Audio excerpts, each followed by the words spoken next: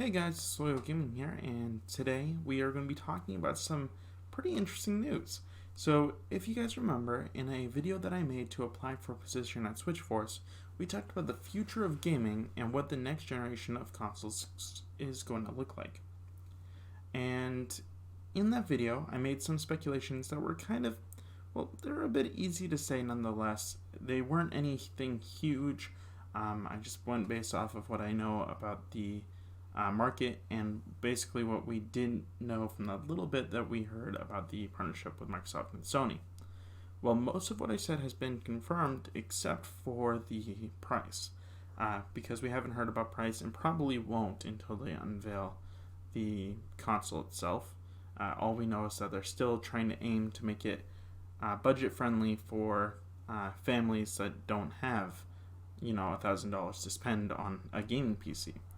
So we're going to get into this. Alright, so I'm going to be reading from an article that was written from someone that was at the investors meeting for Sony. And I'm going to be reading it verbatim, what they had to say at that meeting. If you guys are interested in reading it for yourselves, the link will be in the description below. Alright, so in the article they had to say, "We've been working with streaming services over the last 5 years. And there are various difficult aspects. The network latency for one. Some examples I could cite, for instance, the typical means of minimizing latency is the placement of servers on the edge closer to users. But moving servers closer to one group of users can mean increasing latency for another group of users. And also there will be an encoding process at the very end, and how we can minimize the time for compression is another challenge. And also, in order to make it a viable business, what would be the business model? Our service is a subscription model now, but depending on the game, one could be played 50 or 100 hours, and for someone playing one game like this, what is the advantage of having a subscription service per month? The all-you-can-play type of model. So in terms of technology and services, there are various aspects we could look into with the Microsoft going forward, especially in terms of streaming services. We would like to proceed through collaboration on our side. Toru Katsumoto, sorry if I mispronounced that, he's in charge of R&D, will be leading the initiative and continue to carry out our discussions." So they've got more to say, and I'm definitely going to be going into that. But first, I just want to discuss that bit for a second, because at first it does sound like they're talking more along the lines of creating and focusing their efforts on cloud gaming, which that's not what they're talking about, and they'll get into that later on, so I'm not going to talk about it too much. But what they're saying there is that cloud streaming right now, they're not pretending they have all the answers. PlayStation Now is not going to work for all games.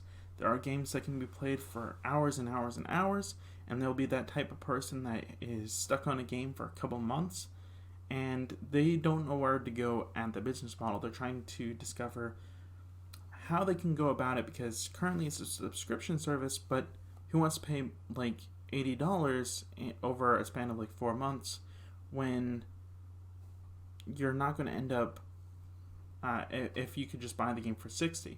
So they're just trying to come up with a more balanced model for both types of gamers. People that switch between games all the time, trying all the new stuff, and also the people that invest really heavily into a game. So they're trying to work that out. They haven't seemed to have come to a compromise on that yet. But they also talked about some other issues that I talked about in the last video, and that's latency and compression. Now, unfortunately, cloud gaming isn't as simple as like watching a video off of Netflix. It's not as simple as you just get the video and it's put to you at a certain time, because they also have to measure inputs through the server. And basically what that means is everything that's coming downstream, this is what the download speed of part of your router is for. It brings the video to you, but at the same time that it's bringing that video to you, it's sending an input back. to them and then back to the screen that you're watching. So with that being said, you end up with a lot of latency between actually pressing a button, something happening on screen. Now, granted, Wi-Fi has become a lot more involved, and some places have like fiber optic, and it is improved, but it's still not great. And of course, there's areas like where I am in Maine that we don't really have a whole lot of that type of service yet. We still have a lot of rural areas, not only here in Maine, but across the US and other parts of the world that don't have that kind of service provided for them. So they're trying to figure out, maybe by bringing servers closer to those players, that it would improve latency for them, but at the same time, it would be reducing latency for the other players.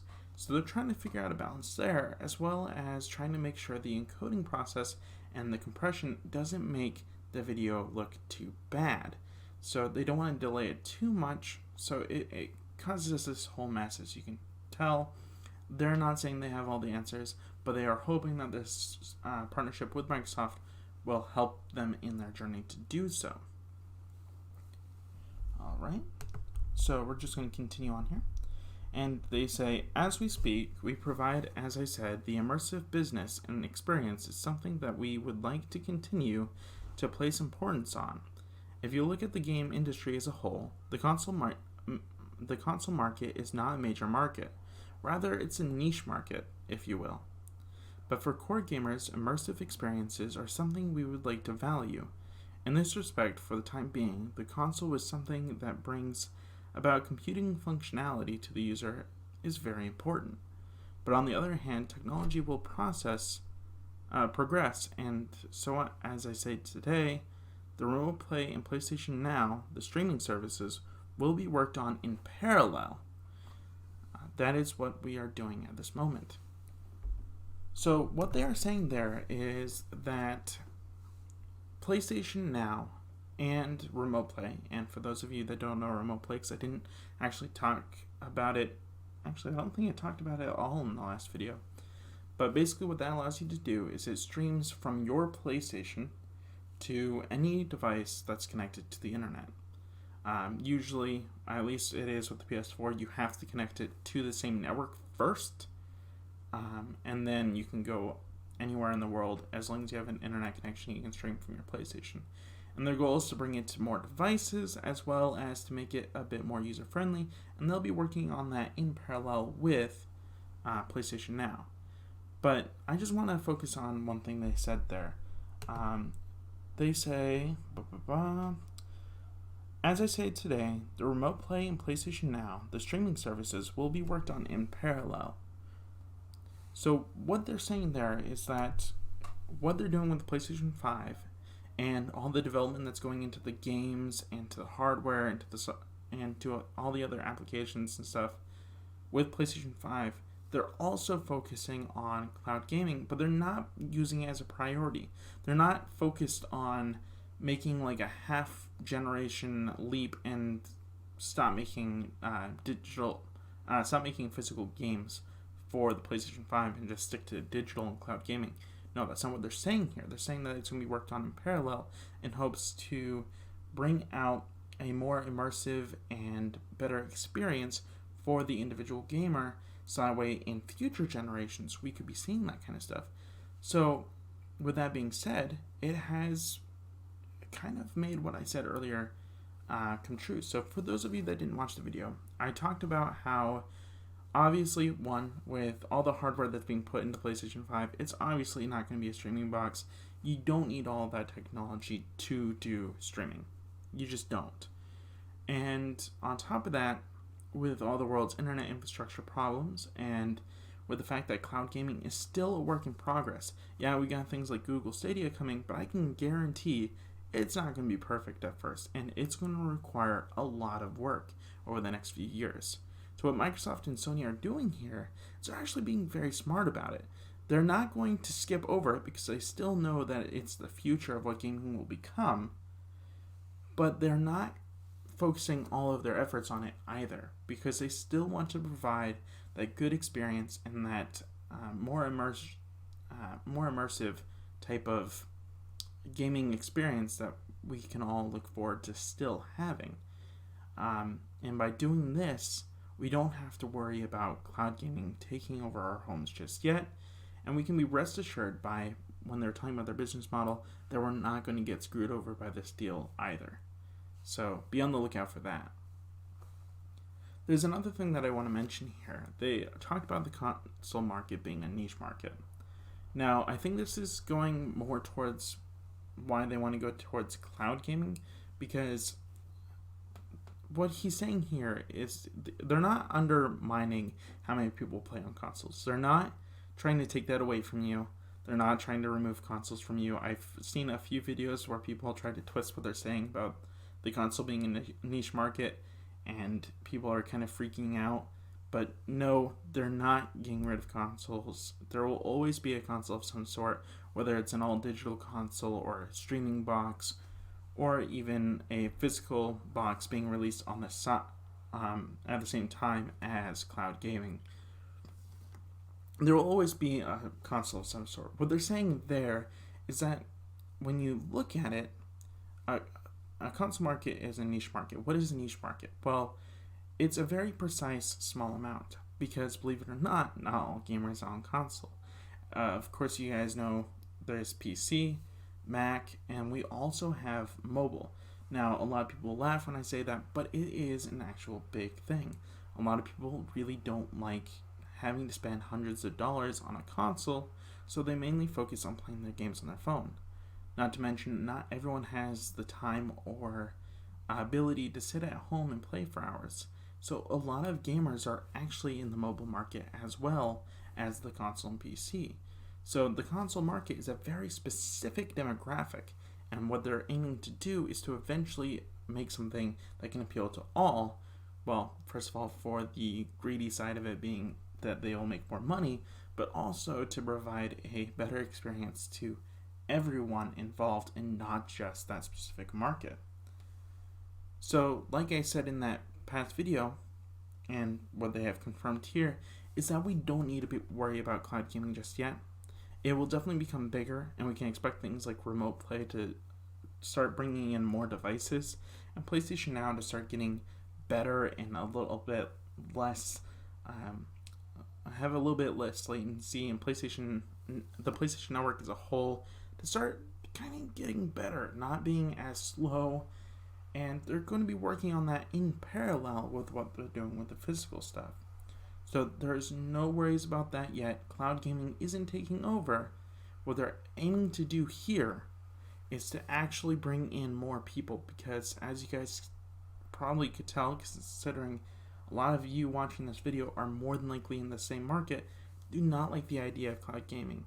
Yeah, it seems like a cool thought, but you like being able to own your games, and they're trying to bring more people in on the idea while also improving upon it to make it better in the long run.